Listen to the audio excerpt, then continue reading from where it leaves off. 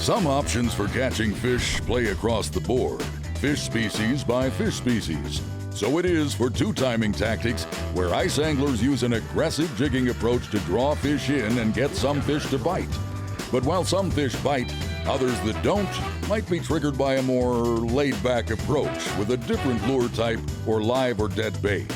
First up, the yellow perch. So we're going to highlight the fact today. Oop, I got another one right here on the other rod. We're going to highlight just that today. A lot of times it's best to have two rods going, because on one rod typically, and this is certainly nothing unusual, this is status quo, straightforward stuff in the perch crowd, among the perch crowd. But on one rod I've got a Johnson spoon, and so that's something just a lot more aggressive to bring fish in, and I've got a dead stick on that other rod with just a little tiny horizontal hanging lead head jig. So two rod system.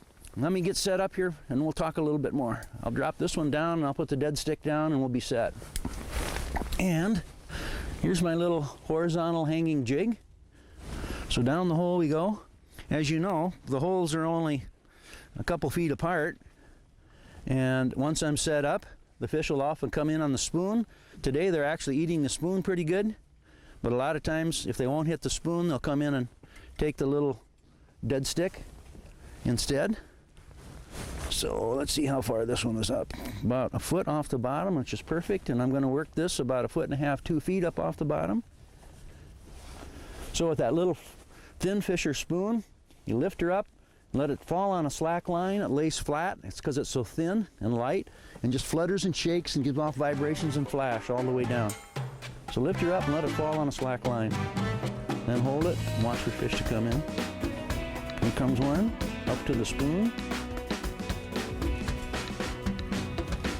Got him. Sometimes you just love those spoons. Yay, beautiful, man. Get that out of there.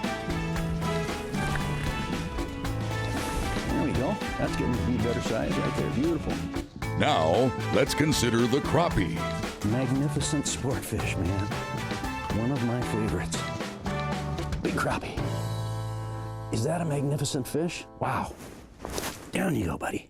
And first over here I've got a dead stick, and on here I've got a little horizontal hanging jig, and I've got Euro larvae on there, the gulp Euro larvae, fixed it up in just a really unique way. So that's going to be the dead rod, and that's the non-aggressive presentation.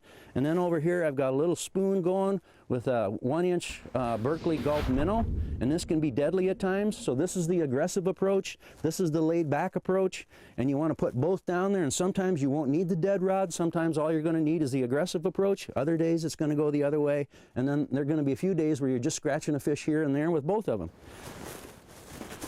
So here's the three products. These are and this is really a little hot one, I'll tell you. 1-inch gulp minnow. Little tiny minnow about that long. You put it on a jig head. You can put it on that spoon right there. This is totally overlooked in the North Country, in particular ice country. The little Berkeley niblets, a lot of times, and this is really, really soft stuff, and you can gob that on, you know, and tip the spoon or just about anything with this.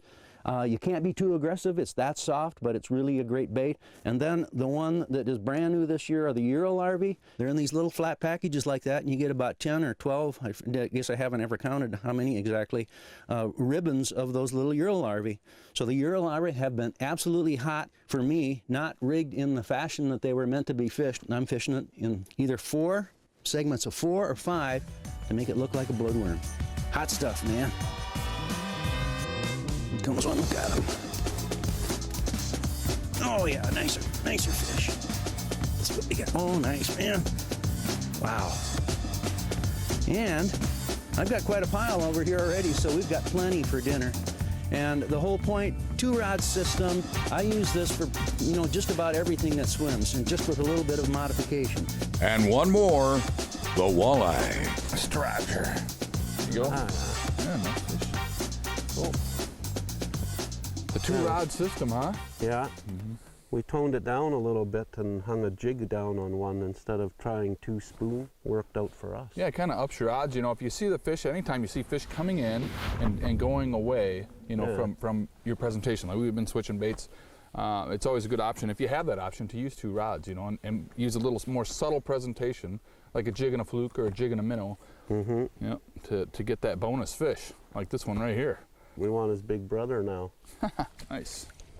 We had some fish shying away from when we'd jig the spoon. So now we've set up a second hole right close to it so we can monitor it on our flasher and just going old school with a jig and bulking it up with some minnows. Hook one on like that, hook through the tail where it's nice and tough, and then I just flip this one over and bulked it up, getting a bit bigger meal to look at. There you go. Oh, yeah. Mr. Double Stick over here. Yeah, this feels like a nice fish as well.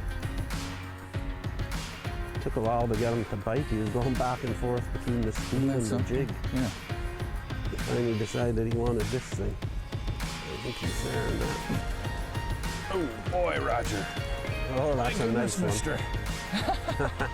That is awesome. Look at that, That's a buddy. nice thick one, eh? Well, we've been moving around. We've stuck to the plan, and this is the payoff right here. Yeah. Wow. Aren't they beautiful in there? I mean, when you're on the hunt for big fish, that's what you got to do, isn't it?